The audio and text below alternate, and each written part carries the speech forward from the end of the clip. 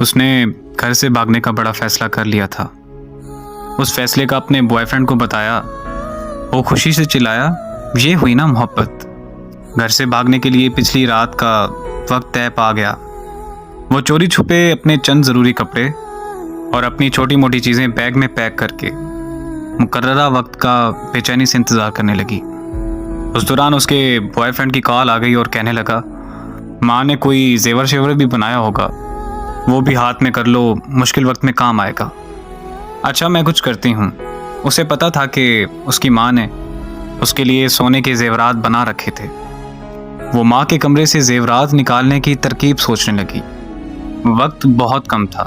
وہ جیسے ہی اپنی ماں کے کمرے کی طرف بڑھی، ماں کمرے کا دروازہ کھول کر باہر آ گئی۔ ایک لمحے کے لیے وہ ماں کو سامنے دیکھ کر سکتے میں آ گئی۔ ارے میری شہزادی، تم اتنی رات گئے جاگتی پھرتی ہو، اور یہ تیار ہو کے کہاں جا رہی ہو؟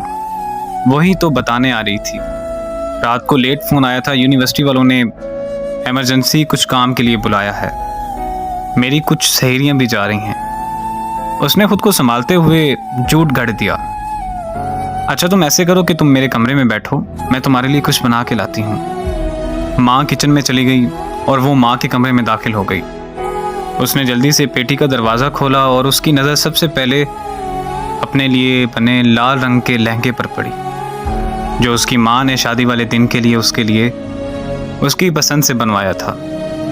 ماں اکثر مجھے کہتی رہتی تھیں کہ جب میری بیٹی اسے پہن کر دلہن بنے گی تو شہزادی لگے گی۔ ایک سے بڑھ کر ایک اچھا سوٹ، بہترین بستر، ڈنر سیٹ، ٹی سیٹ اور نہ جانے کیا کیا، بہت سی قیمتی اور خوبصورت چیزیں۔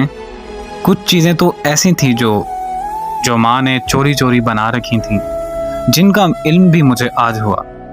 چیزوں کو الٹ پلٹ کرتے ہوئے آخرکار اس نے زیورات ڈھونڈ ہی نکالے، لیکن اس کا دل و دماغ چکرا کے رہ گیا۔ زیورات اس سے اٹھائے نہیں جا رہے تھے۔ اس نے کمرے میں نظریں دوڑائی تو دیکھا فریج، مشینیں، برتن، سب کچھ پڑا ہوا تھا۔ ایک ماں کے کمرے میں ایک دلہن کے کمرے کا مکمل سامان پڑا ہوا تھا۔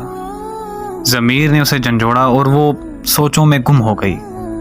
ماں کی کوکھ سے جنم لینے سے لے کر اب تک ماں باپ نے میرے لیے کیا کچھ نہیں کیا، میرے اگلے گھر کا سامان تک بنا دیا، اور میں بے فیض بے وفا کیا کرنے جا رہی ہوں؟ مار کر اپنے ماں باپ کو خود مرنے جا رہی ہوں۔ محبت کا سمندر گھر میں ہے اور میں محبت کا دریا سر کرنے جا رہی ہوں۔ اس کی آنکھیں بھیگ گئی تھیں، اسے اپنی حماقتوں پر خوب رونا آ رہا تھا، اور اس دوران ماں آ گئی۔ یہ لو میری شہزادی، اپنا پسندیدہ پراٹھا کھاؤ، اتنا سفر ہے یونیورسٹی کا، میری شہزادی کو بھوک لگ جاتی ہوگی۔ ماں کی بات سن کر وہ ماں کے گلے رکھ کر پھوٹ پھوٹ کر روئی۔